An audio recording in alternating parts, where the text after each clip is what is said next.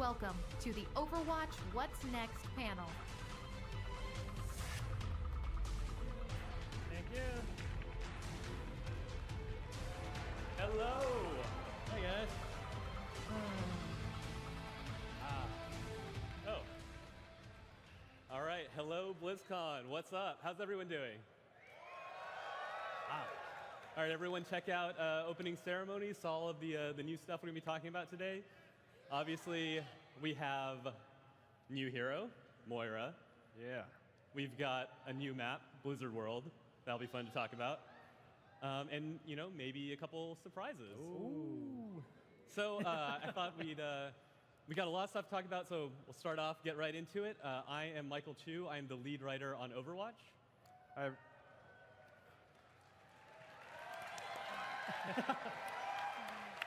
He deserves it. Yeah.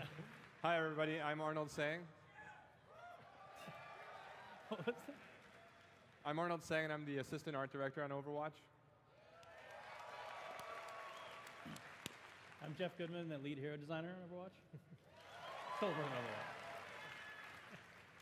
that. I'm Aaron Keller. I'm the assistant game director. All right, so let's get started. Obviously, in opening ceremonies today, you got to see a little short video of Moira in action. Maybe some of you have had a chance to check her out on the floor. But Jeff promised, he said we had a little video for you in case maybe you had some questions about her story, who this character, who Moira is. So let's check it out.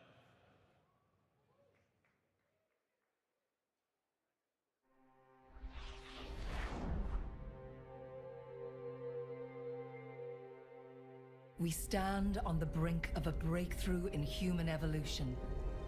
I have dedicated my life to unraveling its secrets. I take risks that others would consider to be unwise, for I do not share their caution. Overwatch held back the pace of scientific discovery for decades. They believed my methods were too radical, too controversial, and they tried to silence me.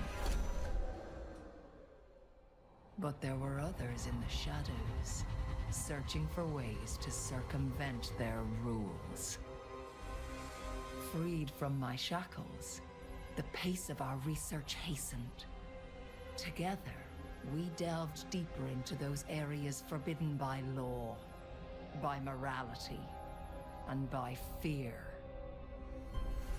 New patrons emerged who possessed an appetite for my discoveries. And with this knowledge, what new world could we build?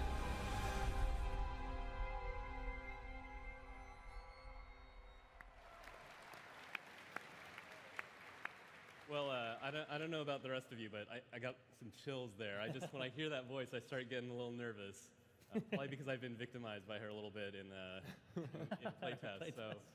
So the question obviously is, who is Moira? Well, most importantly, Moira is that new support healer character that you've been waiting for.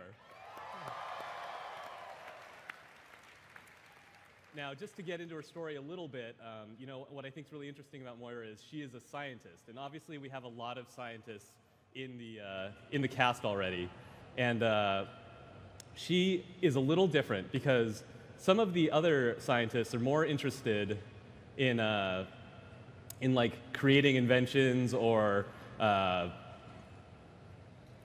think I'm supposed to have some conquering the world. Yeah, sorry.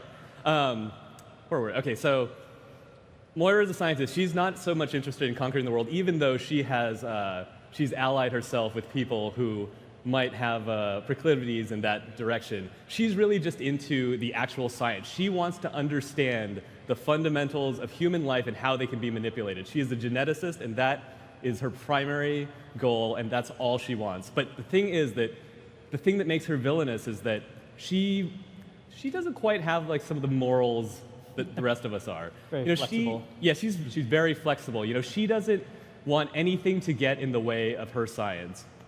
So when someone tries to stop her from doing something or tells her that she needs to take more time, she has no patience for that. She wants to plow forward and find out these discoveries and make, you know, these new inventions to figure out how humans are hardwired.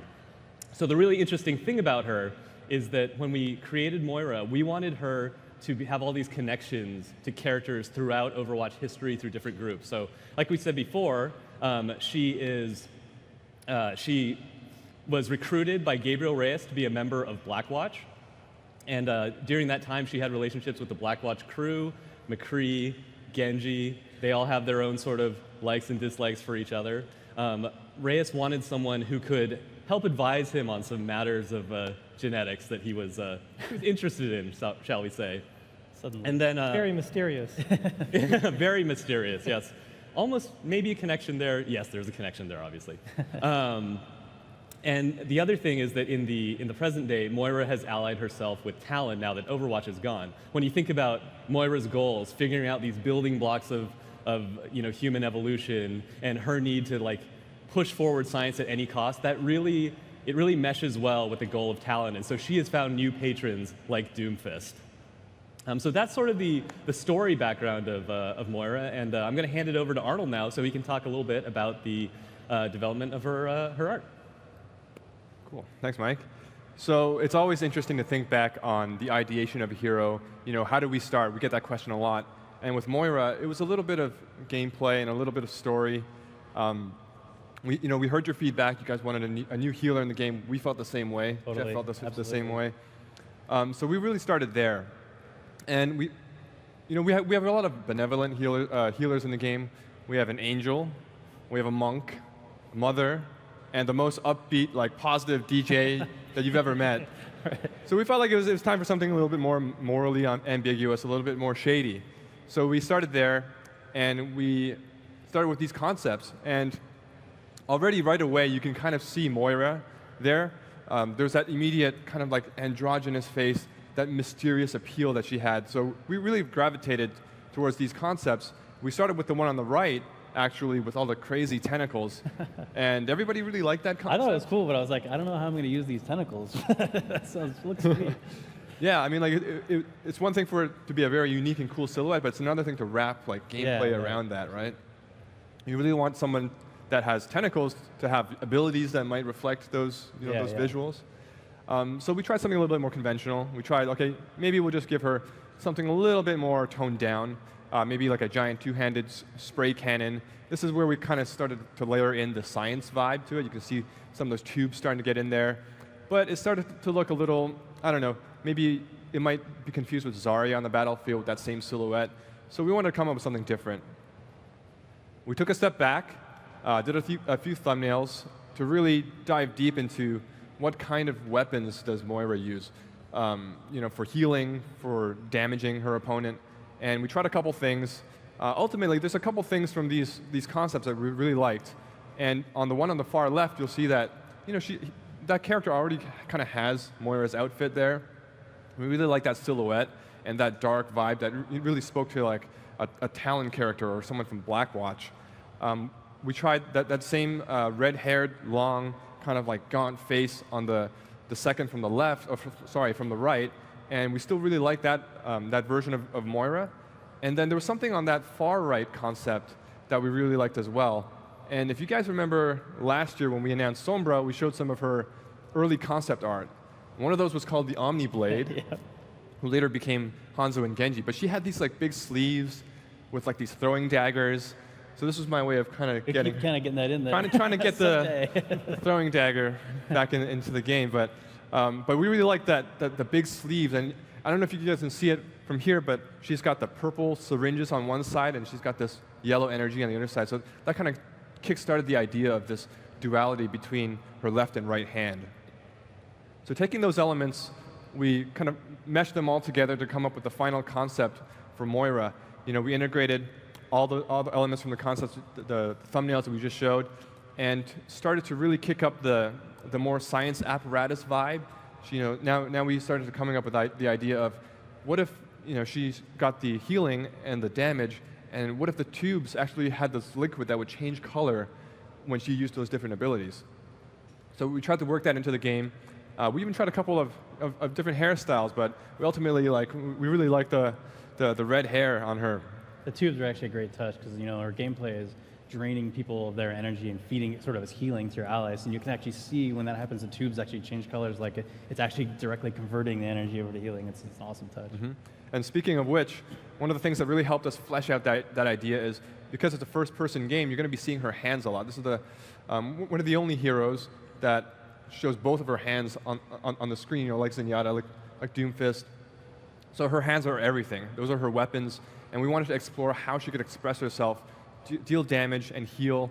And the animators did a really great job at, like, you'll notice when you play her, when she's healing, it's this soothing motion where she's like, you know, there, you're all right. But then when she's using her decay move, she's really just like grasping at you and clawing at you and trying to drain your energy. So this is a concept from our senior concept artist, Ben Zhang, and he really knocked it out of the park to get that duality in there. And there might even be a little bit of story behind why that hand is like that. Yeah, how did her hand get messed up? Was it perhaps close proximity to another sort of genetic anomaly or experimentation? Hard to say. Hard to say. I actually do remember that, changing the subject, that when we were really dialing the animations for the hands, like we were really concerned with like how that felt. Like it's not that she's like out of control when she's using that power. Right, she's right. 100% in command of it, and so she's really just like that's how she shows her mastery. It's very aggressive, like just clawing and pulling. Really like the idea of this like leech hero. Yeah. She was, you know, that life-sucking kind of vibe for her. Another thing we like to do on the concept side is figure out some movement studies, we like to call them. These are sketches we like to do for figuring out both abilities, the VFX, the poses for animation. These are some early sketches for her ultimate ability, Coalescence. One of the initial ideas, like she had all of her liquid kind of swirling around her. Yeah, the original thing was, her original ult was all of her abilities would cool down a lot faster, have like no cooldown, and she would kind of be in hyper mode. And she also had this kind of beam attack that was kind of there also, and then we ended up kind of just like all-ending on the beam attack. It was kind of the coolest part of the whole thing, so we kind of tweaked it as we went. Yeah, so those are some of the concepts behind Moira, but it wouldn't really be a new hero announcement if we didn't show some awesome skins. That's right.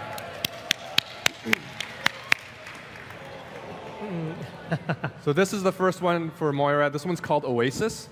She actually has a kind of a connection with Oasis, doesn't she? Yeah, so currently, in addition to her duties as a scientist for Talon, Moira was also invited by the ministers of Oasis to become their minister of genetics. And so she's basically leading up their genetic research at the city. And this is, I guess, what she'd wear when she's over there. Yeah. This one's also done by our concept artist, Ben Zhang, and he did the concept for the Oasis Symmetra as well. And we really love those visuals, and we couldn't wait to use it on another hero. And Moira seemed like the perfect fit. And the next one, my personal favorite. So good. So good. Yeah. This one we're calling Glam, and it's a tribute to glam rock from the 70s, you know, where they wear these outrageous outfits, crazy makeup, you know, super psychedelic colors, and the hairstyles were just out of control. I love the lava lamp tubes. It's a nice touch. Yeah. Instead of like the science slicker, she's got the lava lamp kind of effect on there. So this one's one of my favorites. But I'm sure you guys want to know more about her gameplay and how she works. So without further ado, I'm going to hand it off to Jeff. All right. So, thanks, guys. So, as we said, like we were hearing you guys' feedback, and we were definitely feeling the same thing. Like we just need more healers in the game. So we started sort of thinking, well, what have we done? What would be really cool? What would work with other heroes? What was just a cool, fresh idea? So she actually, on paper, originally really started as actually having a ton of health and trying to like leech health off of people, and then she'd feed her own health to people. It ended up being sort of a balancing nightmare, because it's like, what if I don't heal people and I just leech forever and you can't ever kill me? It's like, all right, that's a problem. So actually the way she ends up kind of working is in the same vein. She's got sort of the same feel to it, but it doesn't quite have that same design to it.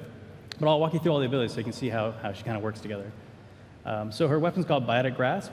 There's a primary fire and a secondary fire to it. The primary fire we call Regeneration. It's this kind of just spray. It's kind of visually a little bit like Maze Blaster, but it actually pierces all your allies. So you can actually heal multiple allies at the same time in kind of a big cone in front of you. And it actually has a ton of throughput. You can heal a lot with this thing.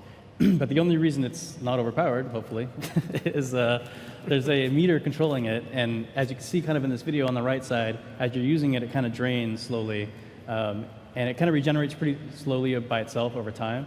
But if you actually are trying to heal more, which hopefully you are, you can't really wait for that, so then her second part of this comes into play, which is the alternate fire, which is called Decay.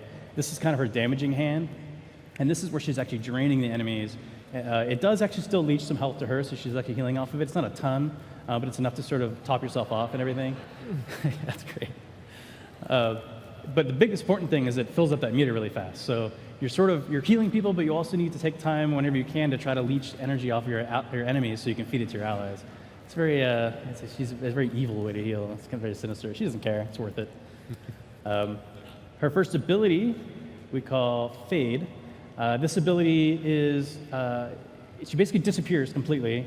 It's complete invisibility, kind of like Sombra, but it's instant. There's no delay or anything. And then she reappears. It's less than a second. It's super fast, but you also get an intense movement speed boost. So you can hit it and then like go around a corner really quick, and to the enemy, you're just completely gone. You don't even know where you went. You can see you don't even go like super far, but you know, if a Winston's jumping on you, you can just go, whoop, I'm back here now, and you know, keep healing, keep doing damage. It's great. You notice it has some similarities to Reaper's Wraith form, which is, it's funny how that works out. She, you know, we obviously, there's a close relationship between Moira and Reyes/Reaper, and I think one of the fun things we were able to do is to sort of hint at some of those things in her ability. It's like she's helping Reaper out, and it's like, you know, I think I can make this better. I have an idea. Professional relationship. Yes. Good call. Second you know what I'm talking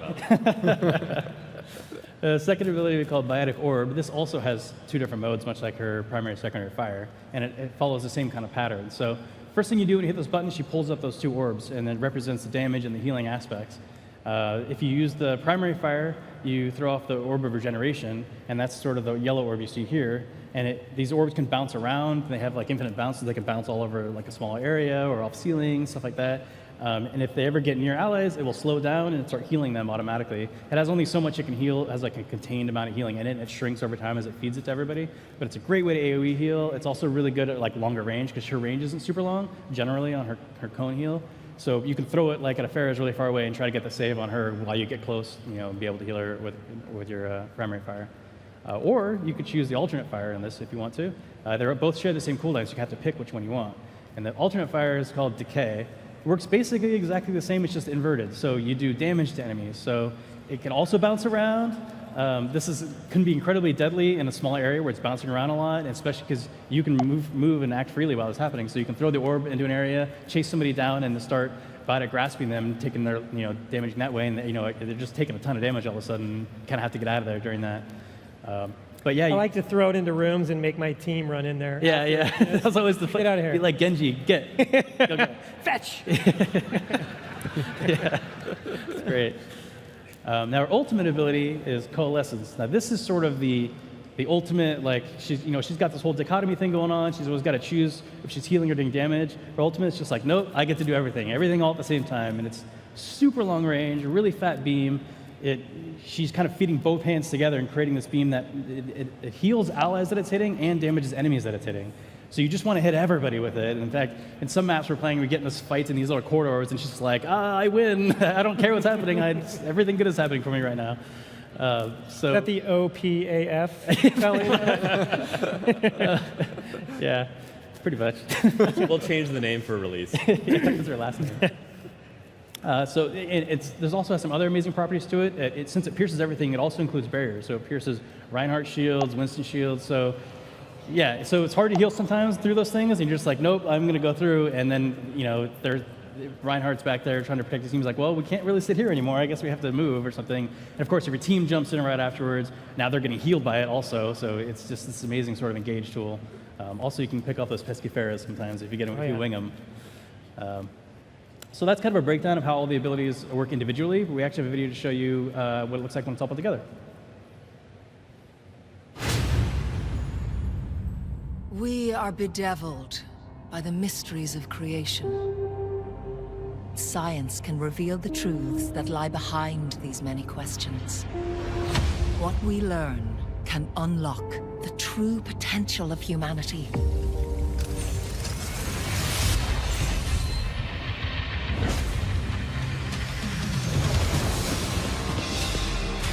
To the shadows.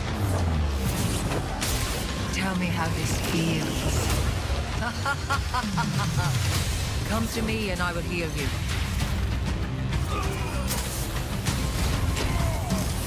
I will unmake you. Simple geometry. Lights out. Surrender to my will.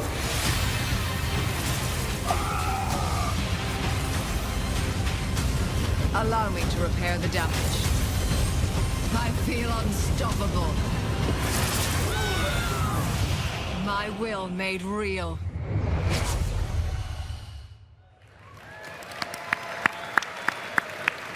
Might have been something. All right, so that was Moira, Overwatch's new support hero, and definitely go try her out now. Send us your feedback, even if it's just to tell us that yes, she is OPAF. But yeah, definitely let us know how you're liking her. But now to change tone, change subject a little bit, talk a little bit about the new map that we announced at opening ceremonies, Blizzard World. So, hey, you can clap for it. It's exciting. It's clap-worthy. It's very clap-worthy. This map is amazing. So, I don't know if any of you were here at BlizzCon a couple of years ago, but I remember it well because I think it might have been my first time up here on the main stage, and I was sitting next to our creative director, Chris Metzen, and someone asked a question, and Chris decided that he wanted to talk about kind of a fun idea that we'd had, which was the idea of a Blizzard amusement park. And he kept asking me, like, hey, should I just say something? And I was shaking my head like, no, don't say anything. Don't say anything. Too far, Chris. But he went ahead and did it anyways. And so that idea has been in the back of our minds, like pretty actively, honest, to be fair, for the last couple of years. And finally, we thought, wouldn't it be fun to actually go ahead and make that? And so we've taken this idea, a name, Blizzard World, and now we've made it into an entire park. And so yes. So I'm the story guy, so I'm going to give you a little backstory on Blizzard World. Blizzard World is an amusement park. It is celebrating the worlds and universes of Blizzard Entertainment. It was built in Irvine, California, obviously. What else did we build? And one important note from a story standpoint is that there is no Overwatch part of the park. So in the world of Overwatch, Blizzard Entertainment exists. It did not create the video game Overwatch or license a game from Overwatch. So there's no Overwatch in the park. This is celebrating the rest of Blizzard. But I'm going to hand it over now to, we're going to play that video again mainly just because we love it, and just amazing. let you see a little bit more of the park again. Where you took your first steps in Azeroth. Where you confronted the Lord of Terror himself. Where you spawned your first Zergling rush.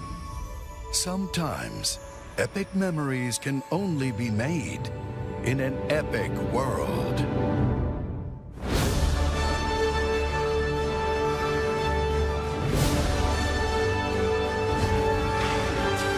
Your adventure, your community, your memories. See them come alive in your world. Blizzard World. Epic fun detected. Well met.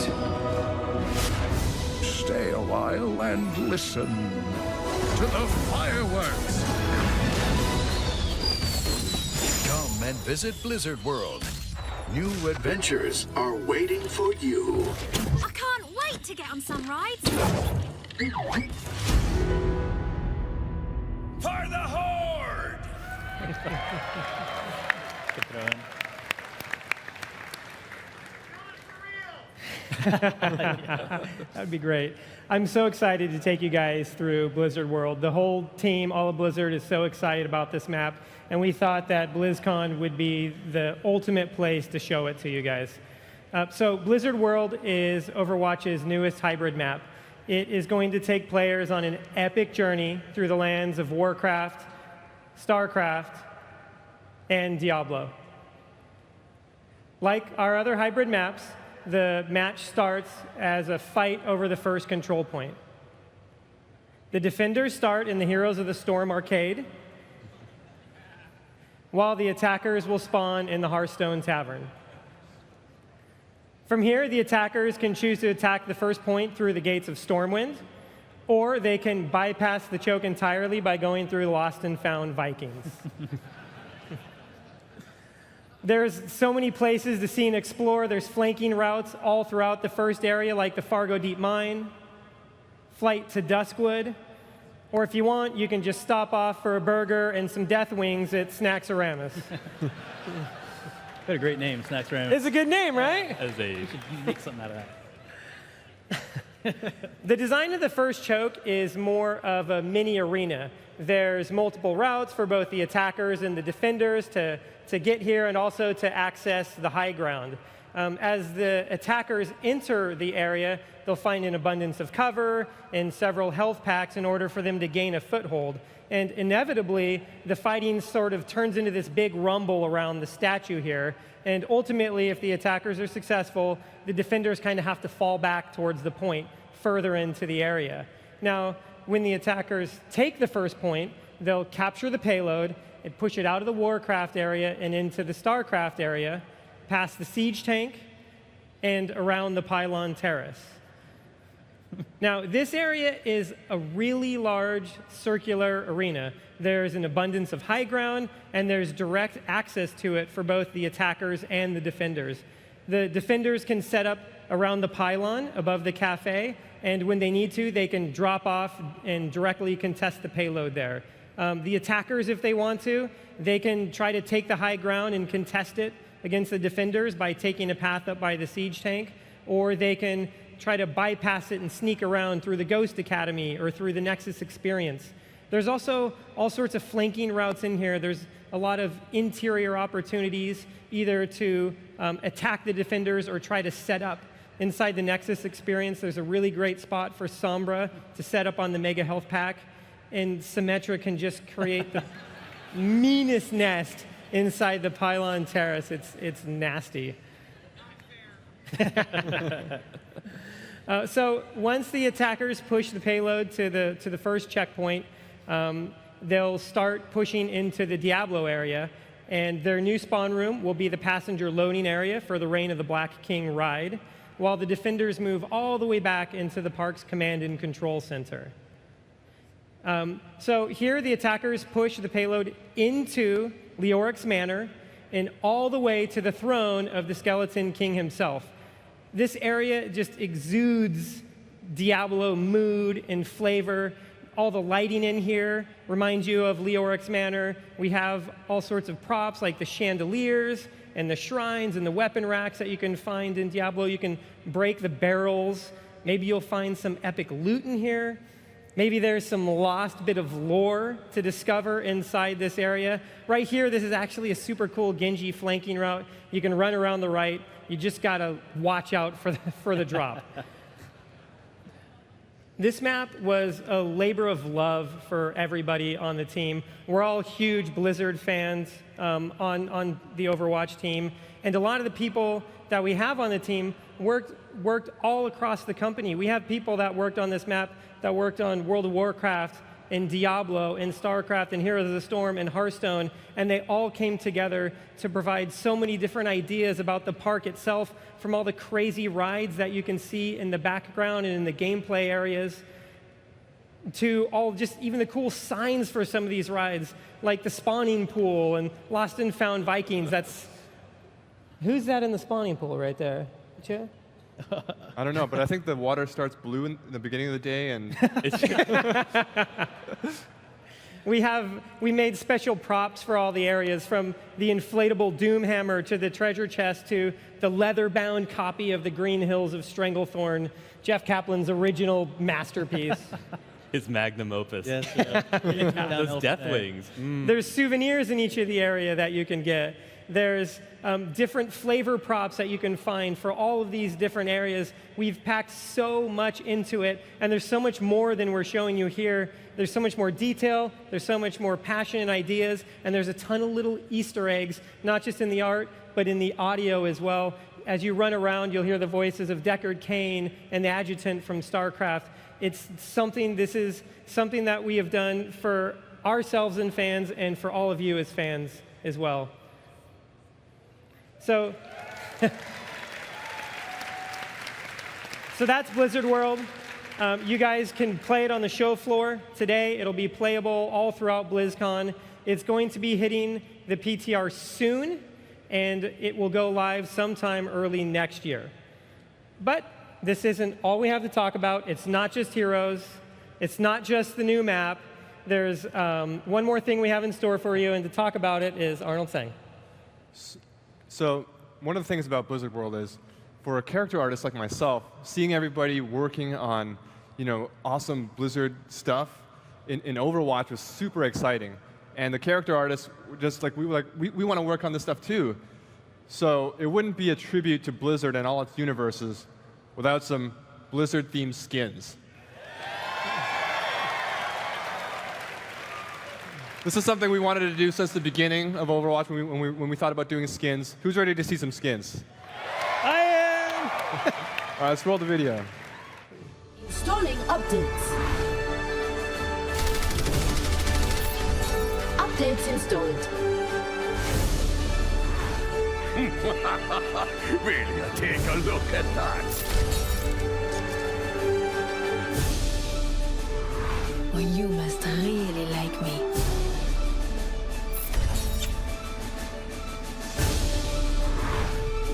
What did you expect? You're impressed. That's natural. That's more like it. I was born in battle.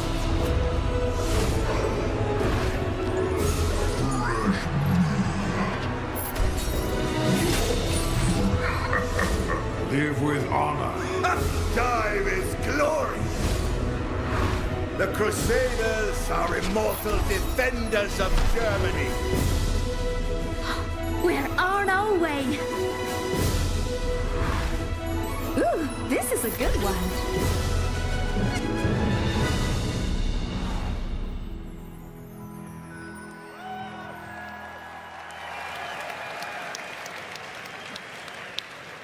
Man, so these are probably my favorite skins that we've done so far. There's so many, just like Aaron was talking about with Easter eggs in the Blizzard World map, we got a lot of tiny tidbits we love just putting into these skins as well. Like if you notice in the video, Zarya's Graviton core is actually the rage meter for barbarians, and she's even got a little ruby slotted into her weapon for all you D3 fans out there. I think Roadhog, for his take a breather, he's got a potion from Diablo. And you guys also notice some non-Blizzard World skins. We have Crusader Reinhardt. Anybody see that Reinhardt cinematic this morning? It's so awesome, and we heard you guys' feedback. We definitely want to have you guys celebrate these awesome animated shorts with us. So we have Reinhardt the Crusader and also Eco Point May. And it turns out Reinhardt's hair was amazing. Well, It was amazing. It was amazing. So you guys are probably wondering, how are we going to get these awesome skins? Well, we heard your feedback about wanting more items in the base loot box, and I'm super happy to announce that as early next year, all the skins we showed and more are going to be available in the base loot box of Overwatch.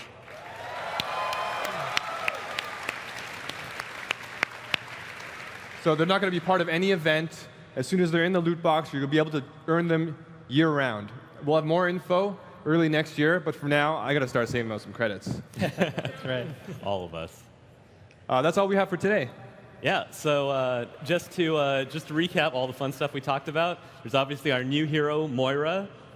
She'll be coming very soon. Check her out on the show floor. We've got Blizzard World, which will be, again, playable on the show floor and will be coming early next year. And then also lots of new content for the base loot box. So we have a little bit of time left, so we thought maybe we'd try answering a few questions. So there's 2 microphones, I believe. So Somewhere.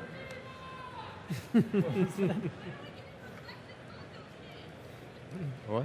Reflections Hanzo skin. I don't remember what that was. I think I heard Reflections Hanzo skin. Reflections Hanzo skin. That one is requested a lot. Yeah, I wonder. Interesting. Interesting. All right, I think, okay, let's, it's hard to see Microphones, but I hear there's one over there, so let's take a question from over there. No, not over there. Okay. They're lining up. Over on that side.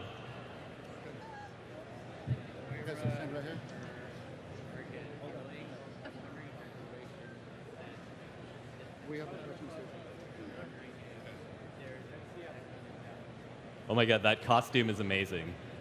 Yeah. Yeah, so you have a question for us? Yeah. Yes? So, you guys are going to make Blizzard World real, right? And like Easy as that. 2018. Right, so June. here's the thing, right? It's in the future, so Right. still have a little bit of time to wait, I'd say. If we But- started a Kickstarter for like $8 billion, you guys donate. I'm pretty sure you guys would get every single dollar you asked for and more. Just go for it. Well, I mean, I would love to go, so totally. you won't get any argument from me. All right. All right, question. First of all, love Blizzard World, but nothing would warm my heart more than defending on that map and manning that siege tank, even if it's just for 5 or 6 shots Right. while defending. That's a pretty awesome idea. Maybe there's a game mode there or Yeah. something like that. I don't know. We actually, yeah, I mean, one of the cool things about the arcade now is we get to try crazy stuff in there. And so, I mean, we try not to throw in map mechanics that are like in the main pool that's going to suddenly feel like it's like disrupting everything. But it's cool, definitely an idea. And I think maybe a place for that, something we could try maybe someday in like the arcade or something like that would be super cool. All right, well, thanks.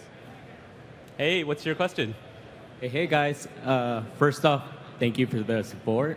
We really need that. Yeah. And so my question is more of a lore question. So seeing Moira and her healing and her, siphoning of powers, I'm wondering if there's a connection between her powers and Zen's approach of how he heals in Discords, or if it's going to be communicated in the future. So there is a connection, but it's actually not to Zenyatta. It's actually more of a connection to Mercy. They both work together. Obviously, Moira was a part of Blackwatch. Mercy was a part of Overwatch. But she's definitely taken and modified some of that tech. In fact, there's some evidence on the Oasis map that sort of hints at some of that. So, wow, I made that easy. I just threw it out there. It's out there. Anyways, yeah. So not Zenyatta so much. That's a little different. And in fact, Moira herself is very curious about how all that works. Huh. All right, cool. Thank you, guys. Thank you. Okay, next question. Hi. So I know that recently you updated Junkrat's grenades so they don't do damage to himself anymore. I was wondering if you had any plans to do something similar with Pharah or her ults. Maybe. I think it's not necessarily like a larger gameplay change across the board that we want to affect everybody. I think it was actually Junkrat himself was sort of in a state where like some of his stuff already worked that way. Like his concussive bomb already didn't hurt him. So we got in a place with him where it was like he was stuck at a very specific range where he like wasn't super good at long range, and when he got too close, he was killing himself. So from like a pure gameplay standpoint, we kind of had to like either let him shoot really far, which was really weird with the grenade launcher, or just kind of like make him not hurt himself as part of his general kit. But in general, the plan is still to make the explosive weapons hurt yourself when you use them. All right, thank you. Mm-hmm. Right, next question over here. Hi, it's one of like a smart-ass question or whatever. I tend to think I'm like pretty clever. I mean, I'm not like, I'm watching like the Reinhardt cinematic or whatever, and like, I noticed they recently had some additions like the sword and the double guns. It's like, is next year's lore event going to be an Eichenwald for a PvE event? What was the question? Sorry, what was your question? Is next year's lore event PvE going to be an Eichenwald? Well, we'll talk about. Next year's we're not lore really event. don't have anything to say about future events, but we certainly really love that map, and I think they really the cinematics department really went above and beyond in creating that cinematic. I know I was a little moist in the eye. Technically, earlier. Halloween Terror is on Eichenwald, kind of. What's that? Technically, Halloween Terror is on Eichenwald. Oh yeah, section of it. That's right. Thank you. Thanks. Hey. Hi, I'm a big fan. Okay, so I play a lot of Symmetra, and I realized that Symmetra's not really picked in like pro games. Is there any plans to like change Symmetra just a little bit, or make her, maybe have healing abilities? Because she's the only support that doesn't heal. Just want to point that out. I don't know how likely it is that she'll end up with healing abilities. I think I've heard definitely a lot of people comment that they feel like she should be in the defensive category because she doesn't heal, even though the support category is technically kind of like not necessarily healers, although at this point it kind of is. We've actually been talking a little bit about looking at the categories again and see if they make sense. But I hear what you're saying about Symmetra in general. She does get some play, but yeah, she doesn't get picked too much at the high end like that. She pretty recently had that kind of remake where she got the extra ultimate, so allowed her to be a lot more flexible on a lot more points, so that helped out. And yeah, we're always looking at other heroes too in the future, and obviously as we've shown recently with Mercy, we're willing to go back and tweak things quite heavily if we feel like it could go in a better direction. So we'll have to see. Hey, you got a question for us? Yeah, so I know Tracer was kind of inspired by like the Jumper class from Titan and all that, and there was a couple other classes heroes in Overwatch that are inspired by scrap classes from Titan. And I was wondering if Moira was one of them, and what other types of abilities or class play styles from Titan would you like to incorporate into future heroes of Overwatch? You got the early Clearly beats. the Omniblade, right? The idea that will never die. I could say a few things about what, like I've said this before, like we have a great tools team, and we have a great tool to use, and I ended up just playing with a lot of different mechanics, and some of them were stuff we tried at Titan, some of them weren't. Moira was definitely like completely scratched. There wasn't really anything there from Titan, and a lot of them are like that. But there were a couple of abilities that were kind of cool. Like I remember Tracer had this gun back then, because we had alternate guns back then too. She had a gun where you could kind of load somebody up with shots, but they wouldn't explode. They would stick into you, and then you could hit another button at some point later, and she would have like this animation delay where she'd blow them all up. Nice. So you could like shoot somebody a bunch of times, and then recall around a corner, and then just like dink, and just like blow them up. It was pretty fun. So there's definitely like one-off guns that are kind of interesting we may look at in the future. But and to add on to that, if you're interested in this, go to the Overwatch panel tomorrow morning, because there's a lot of information along kind of along the veins of what you're talking about, and what sort of things from Titan influence things in Overwatch as well. Awesome. Thank you, So guys. check it out. Yeah. Sure. One more? Sure. Or no? You got another question? I think we have time for one more. I don't know where I'm looking. Just one more? Or no? So over the past year, it seems that as more heroes get introduced, there's been a bit of mobility creep in the game, and which means that some other heroes, especially in the competitive ladder like Zenyatta, McCree, don't have as many options in when to choose to engage. How are you guys dealing with that going forward as you design new heroes and revise old heroes? I mean, I think that's definitely a concern. Whenever we're designing a hero, that actual literal topic comes up basically every time. Because, I mean, a lot of what makes Overwatch so awesome is the mobility, and all, the way the heroes move is a big part, and how they all have different ways to do it. And the fact that some heroes don't have mobility is actually interesting too, because they have, their other aspects that are very strong. So, I mean, it's something we definitely watch out for. And obviously, a character like Orisa was pretty new. We want to make sure, okay, we're not doing anything mobility-wise on her. She's kind of the static one that moves forward and marches forward and is hard to stop, but she doesn't like blink forward or dash forward or anything. So I think it's a challenge for us all the time. We just got to make sure that we have awesome ideas that don't involve mobility all the time. Thank you. All right, I think that's all the time we have for questions, but I just want to thank everyone again for coming out. We love the Overwatch community. We couldn't do this without you, so thanks, thank guys. you again, and thank you. Be out there. Thanks, everybody. Thanks, guys. We have time for a few more questions. Oh, All right. Oh, we Oh. did? Okay. All right. Well then. I mean, should we? I got okay. nothing to do. Yeah. All right, let's get some more questions do it. then. Forget everything I just said, but we do love you. Yep. Hey, I actually ran all the way back here because I was first in line. But my question is, earlier this year, you guys announced that Tracer was LGBT identified. I was wondering if we can expect more of that from other heroes, because like as an LGBT identified man myself, it's like representation is super key in a game for me.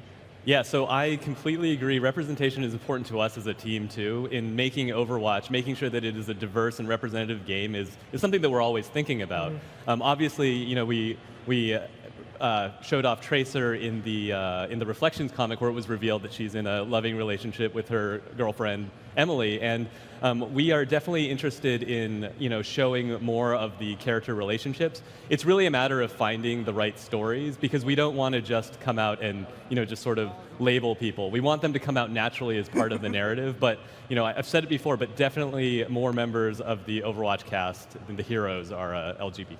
Cool. Thank you so much. Thank you. Okay, back over to this side. Hi there.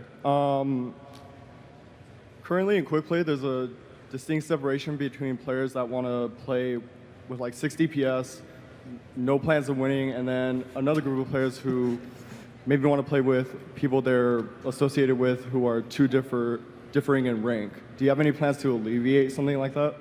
This is in Quick Play specifically, you said?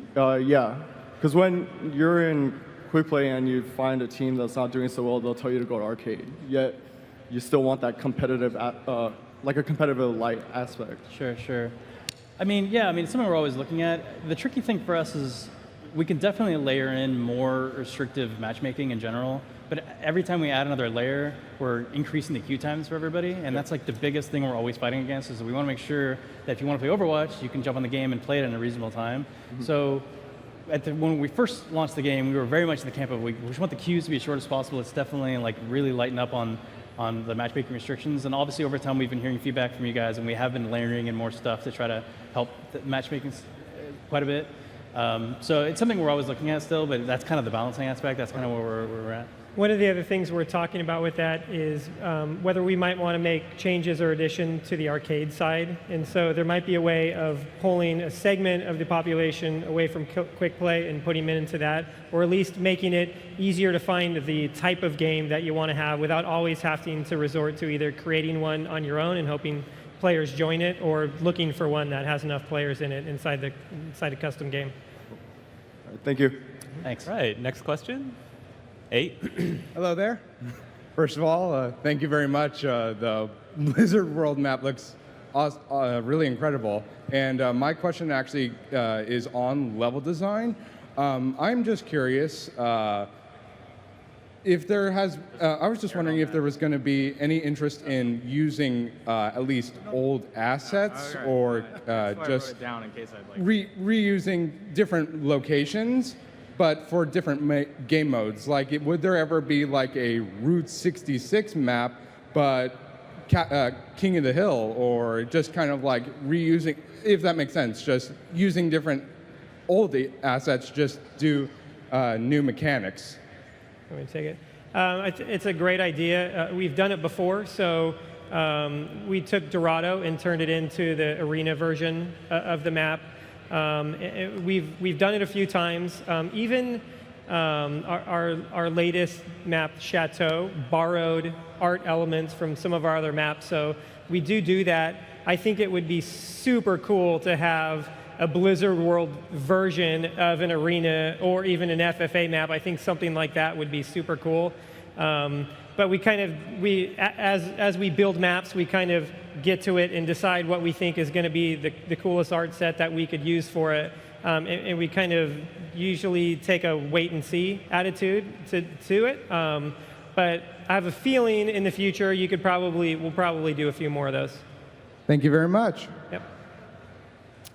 All right, question over on this side. Okay, so this is my second year at BlizzCon. Love playing Overwatch. I kind of consider myself more of like a competitive player. So like I like to play competitive and really rank up and see if I can hit that high ladder. Right now I'm playing in like Masters-ish. And my question for you, as someone who's played other games that have a really structured competitive system, would you consider adding a more like redefined scorecard into competitive only, just so you could better see what's going on your team, the other team, and like maybe if you could look and see for some more self-improvement like on how you played? Sure. Do you mean the scorecard, like the end of the match scorecard? Do you mean Yeah. Interesting. I mean, that's the kind of stuff we're talking about quite a bit, actually, especially in the competitive play. You know, there are other third-party sort of applications and websites and stuff that are doing a lot of interesting things, tracking stats for people and stuff. And I think we think those are super interesting. We kind of follow those too, and they're doing a lot of really cool stuff. We don't really have anything to announce or anything right now, but I think that's definitely something we're interested in. Definitely, yeah. And I play in Masters too, like Masters-ish to gold. Masters-ish. All right, next question over here. Hello. Oh, sorry. Hey. Hi. Thanks for having me. And I've been really trying to think of how to say this question. First of all, love the game. Go Overwatch. Thank you. But when I see the game, I see so much lore potential, but there's not a lot of lore for us to really enjoy. We only get like Junkerstein's Revenge, not even lore, and the Omnic Crisis, single-player campaign. So, real question: more lore, single-player content, kind of two. Sorry. Yeah, so I totally hear what you're saying. We have a number of things that are in development right now on the story side that hopefully will get into some more of the hero stories and just show off more of the universe. So it's something that we're continuously working on and something that we're hoping that we can ramp up and have more frequent and more in-depth bits of story. So yeah, definitely stay tuned. Thank you. Thanks. All right. Over here. Hi, big fan of everything you guys do. So Overwatch is a team-based game, obviously. So you win or lose a match based on how well you work with those other 5 people that you're queued up with at random, mostly. So my question is, why is there such a lack of a social aspect to Overwatch? I mean, general chat is just spam or memes, and there's no real way to meet people outside of third-party like Discords or Reddit or whatever. So are there any plans in the future to maybe add some kind of a general lobby you can join while queuing or anything to really put you together with other players?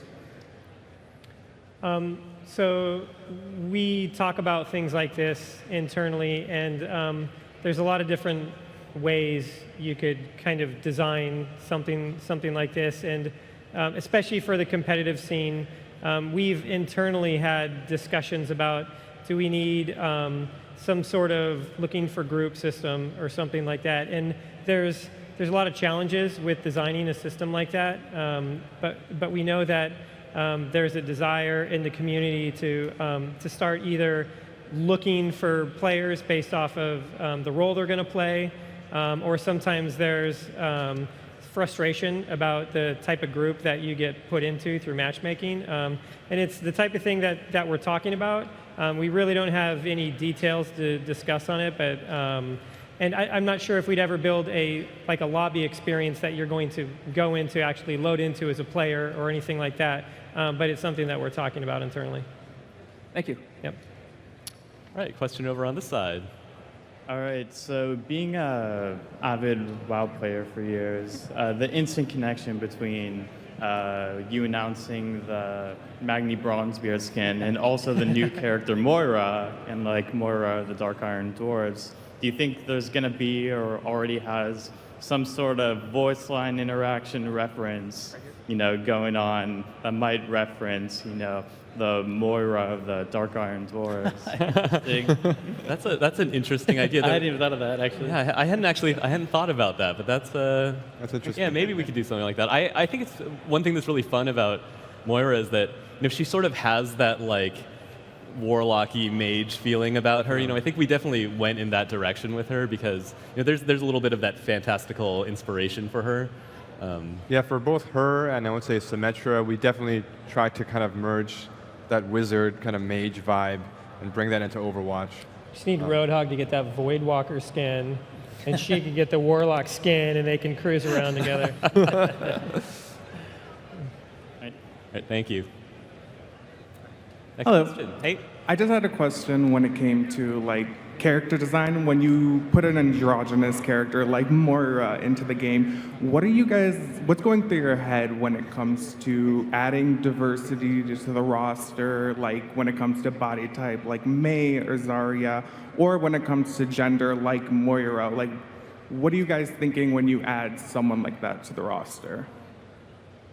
Well, the first thing, obviously, that is Overwatch is about diversity, and we want to have a lot of variety of heroes. And we look at all the types that we've explored so far, and we definitely want to constantly be reaching out and trying to represent all of our different players. So one thing is just like, what's something new and something exciting that would reach more players out there that would represent you guys as much as possible. So that's definitely on our minds. And definitely we just want to make all different types of heroes that look cool and feel awesome. Yeah. Thank you. Okay, this is our last question. Okay, this is the last question. For realsy. Hi, my question is about Talon, actually. We've seen a lot of different Talon stories. We've seen Doomfist Masquerade, which was a James Bond sort of story. Alive is about an assassin. Now we have Moira, who's completely different, and I'm wondering about the challenge of writing this very broad faction or creating these very unique characters all under the same banner, and how you sort of align them while still making them have their unique niches.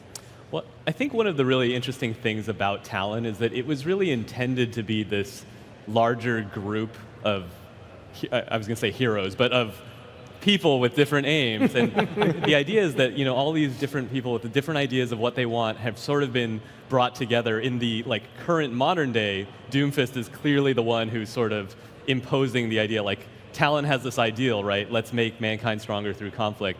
And Doomfist is sort of righting the ship, and he's gathering people around him who he trusts, people he believes in. And so I really think that the fun part of Talon is just like when you look at Overwatch, and it's like, Overwatch is soldiers, scientists, adventurers, and oddities, and I don't think that Talon can't also have that kind of real diverse feeling in the different characters who are part of it. So it's a challenge, but I think it's fun because you can already sort of see how these characters play together and their relationships. And I think adding a character like Moira into the group with snarky Sombra and and Widowmaker and everything will be fun. And so we can't wait to tell some more stories about that group and see where they're going. Thank you. Thank you. All right, I think that is actually the last question.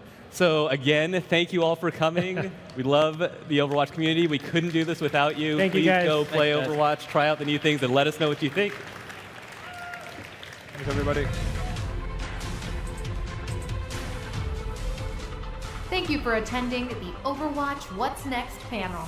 Up next, the World of Warcraft gameplay and systems deep dive panel.